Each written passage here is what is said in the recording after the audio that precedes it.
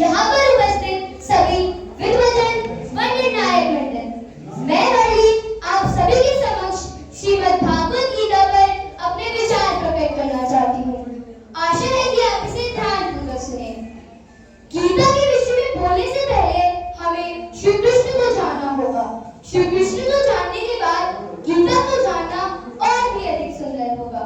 हिंदू धर्म की मान्यताओं के अनुसार भगवान श्री विष्णु के 8वें अवतार हैं, जिन्होंने नर रूप में अवतार लिया और भगवान श्री विष्णु के सभी अवतारों में श्री कृष्ण को पूर्ण अवतार के रूप में माना जाता है, क्योंकि भगवान श्री राम ने 12 कलाओं के साथ अवतार लिया था, लेकिन श्री कृष्ण 16 कलाओं से पारंगत थे, जैसे करुणा, धैर्य, न्याय, निष्पक्षता, वैराग्य, आध्यात्मिक शक्तियां, सौंदर्य, ज्ञान, नृत्य, गायन आदि में निपुण थे। नवजात शिशु जैसी अवस्था में पूतना जैसी राक्षसी का वध कर दिया। उन्होंने बालपन में ही माता यशोदा को अपने मुख में ब्रह्मांड के दर्शन करा दिए।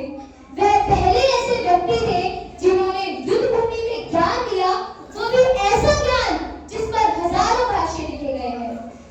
अक्सर मन में विचार आता है कि जीवन क्या है और जीवन का उद्देश्य क्या है, या फिर मरने के बाद क्या होता है। इन सभी प्रश्नों का उत्तर श्रीमद् भागवत गीता में है। हिंदू धर्म में सभी ग्रंथों में श्रीमद् भागवत गीता का बहुत महत्व है, क्योंकि इसमें व्यक्ति के जीवन का सार है। श्रीमद् भागवत गीता में श्री कृष्ण ने अर्जुन को उपदेश दिए हैं और इन उपदेशों की मदद से श्री कृष्ण अर्जुन को इस संसार का सत्य बताते हैं।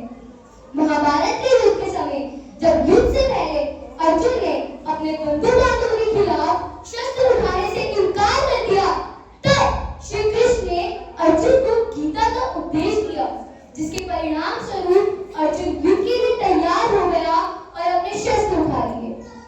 गीता को धर्म और अध्यात्म समझाने वाले अमोल काव्य भी कहा जा सकता है।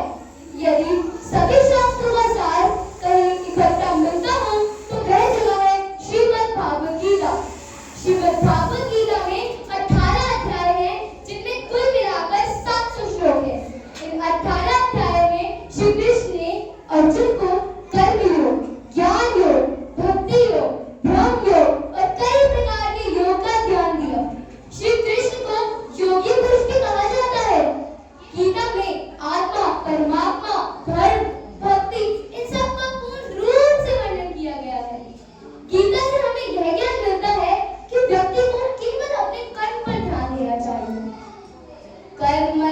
कर्मण्येवाधिकारस्ते मा फलेषु कदाचन मा कर्मफलेषु मा ते संगोऽस्त्व कर्मणि।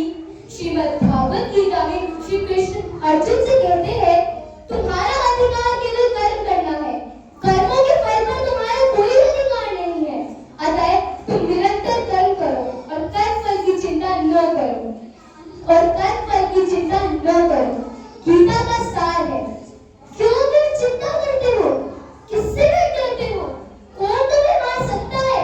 यह शरीर मरता है, आत्मा न मरती है न पैदा होती है। जो हुआ अच्छे के लिए हुआ, जो हो रहा है वह भी अच्छा हो रहा है, जो होगा वह भी अच्छा ही होगा। तुम भूत का पश्चाताप न करो, भविष्य की चिंता न करो, सिर्फ वर्तमान में कर्म करो, बाकी सब मुझ पर छोड़ो। तुम्हारा क्या गया जो तुम रोते हो? तुम क्या लाए थे जो तुमने खो दिया? तुमने क्या पैदा किया जो नाश हो गया? न तुम कुछ लेकर आए, जो लिया यही से लिया, जो दिया यही पर दिया। जो आज तुम्हारा है कल किसी और का था, परसों किसी और का होगा। इसे अपना समझकर मग्न न हो, बस यही प्रसन्नता तुम्हारे दुख का है। परिवर्तन संसार का नियम है, जिसे तुम मृत्यु समझते हो, यही तो जीवन है। एक क्षण में तुम करोड़ों के स्वामी बन जाते हो, तो दूसरे ही क्षण तुम दरिद्र हो जाते हो।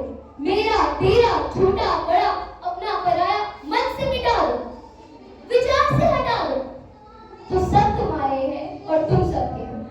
न यह शरीर तुम्हारा है न तुम इस शरीर के हो। यह तो अग्नि, जल, वायु, पृथ्वी, आकाश इनसे बना है।